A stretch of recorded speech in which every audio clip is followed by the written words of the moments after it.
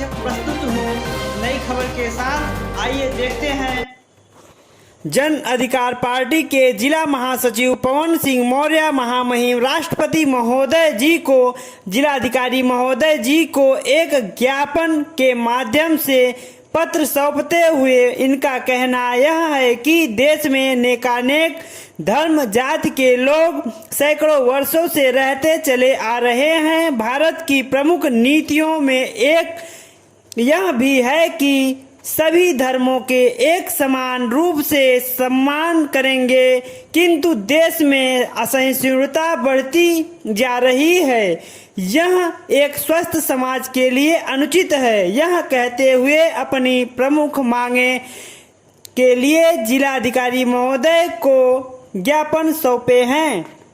आइए सुनते हैं उनकी जुबान से। मैं पवन मौर्य जिला महासचिव जन अधिकार पार्टी भदोही से।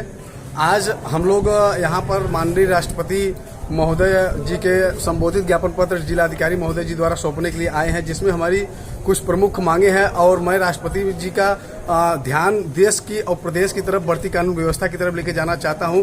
महोदय, मैं ये कहना चाहता हूं कि इस देश में अनेकानेक जातीय धर्म के लोग बहुत अनेकों सालों से यहाँ पर रहते चले आ रहे हैं, लेकिन कुछ समय से इस देश में असहिष्णुता बढ़ती चली आ रही है। देश के संविधान के प्रारूप को क्षति पहुंचाया जा रहा है, उसकी प्रतियां जलाई जा रही हैं, जो कि यह एक स्वस्थ लोकतंत्र में बहुत ही घातक चीजें हैं। इसे प्रभाव से रोका जाए। आए दिन जाति और धर्म के नाम पर लोगों को टारगेट किया जा रहा है, जो कि यह लोकतंत्र के लिए ठीक नहीं है। उसी के प्रकार हमारी 9 प्रमुख मांगे हैं कि इस देश के अंदर जो राष्ट्रीय संपत्तियों का सरकार प्राइवेटाइजेशन करे, उस प्राइवेटाइजेशन को रोका जाए, जिससे इस देश की अपूर्णी क्षति हो रही है।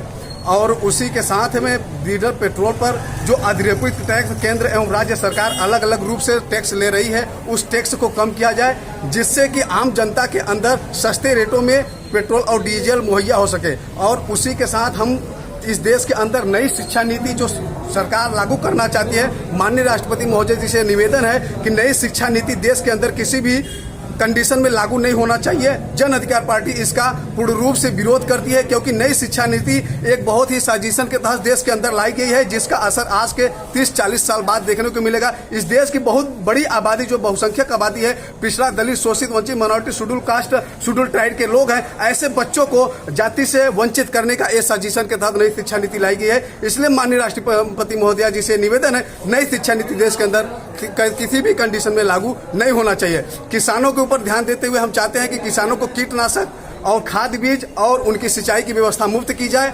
देश के और प्रदेश के अंदर जो गन्ना का भुगतान बहुत काफी समय से, लंबे समय से बड़े तादाद में बाकी है, किसानों का गन्ना भुगतान कराया जाए। और उसी के साथ जो इस देश में रोजगार, बेरोजगार युवाओं को रोजगार देना सरकार का संवैधानिक अधिकार होता है और यह उत्तरदायित्व होता है। मैं ये निवेदन करता हूं सरकार से कि देश के अंदर बेरोजगार युवाओं को रोजगार देने का काम करें, और उसी के साथ में कि इस देश में जो ओबीसी, एसटी, एससी माइनॉरिटी के बच्चे हैं, उनको भी समूहों की तरह उनको भी छात्रवृत्ति देने का कार्य किया जाए। इसी के साथ हमारी 9 सूत्री मांगे हैं, जो कि आज हम यहाँ पर देने के लिए आए हैं। धन्यवाद।